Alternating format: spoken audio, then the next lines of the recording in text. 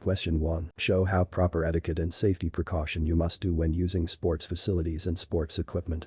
First and foremost, what is proper etiquette and why is it important? According to my understanding, etiquette applies to rules that govern how a competent individual should conduct himself or herself in the community in general. It's crucial because proper etiquette allows us to understand how to treat people in appropriate situations. People feel more comfortable and at ease when they are treated with courtesy, and it demonstrates that we regard and respect others.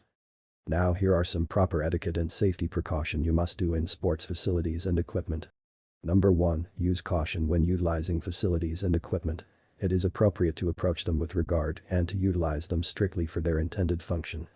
Number 2. Always operate equipment that you are familiar with or have experience with. Don't approach anything unless the instructor has given you a specific guidance about how to utilize the equipment. It's possible that you will damage the equipment or bring injury either to yourself or the bystanders. And lastly, be sure you appropriately return the equipment or exit the facility in a sanitary condition. Additionally, for safety precautions, request a spotter when using an equipment.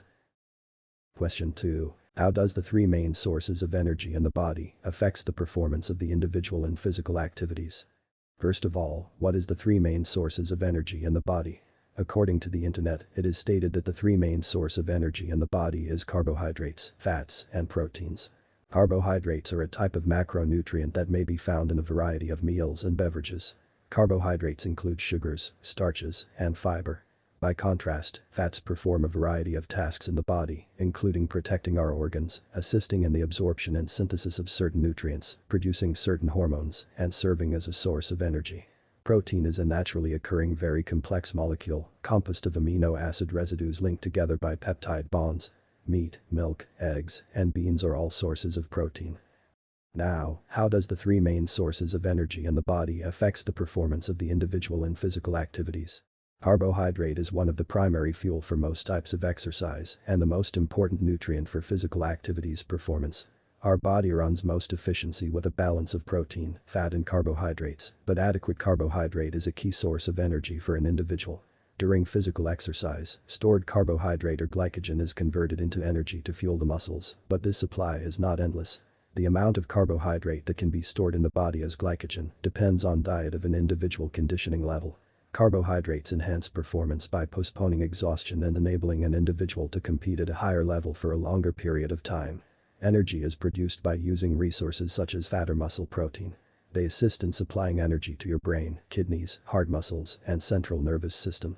Question 3. What principle of training is important for the development of our muscles and endurance? By pushing your muscles to operate against a weight or force, resistance exercise develops muscular strength. Resistance training is founded on the idea that when muscles are asked to do so, they will strive to overcome the resistance force. When you engage in resistance training on a consistent basis, your muscles strengthen. Some of the health benefits that you gain from doing resistance training is maintaining flexibility and balance, increased bone density and strength, and lastly, decreased the risk of injury. Endurance activity helps you maintain the health of your heart, lungs, and circulatory system, while also improving your overall fitness level. Question 4.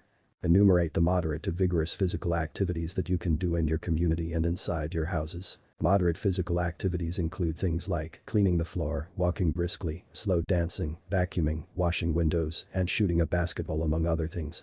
Running, swimming, shoveling, soccer, jumping rope, and lifting heavy weights are all examples of vigorous physical activity. For me personally, I can do all moderate physical activities that was mentioned before. But I can only do some vigorous physical activities for a short period of time. For example, running, I can only do it for about 4 minutes, swimming about 10 minutes, jumping rope about 15 minutes, and lastly, lifting heavy weight I only do about 5 minutes. And that's all for today. Goodbye.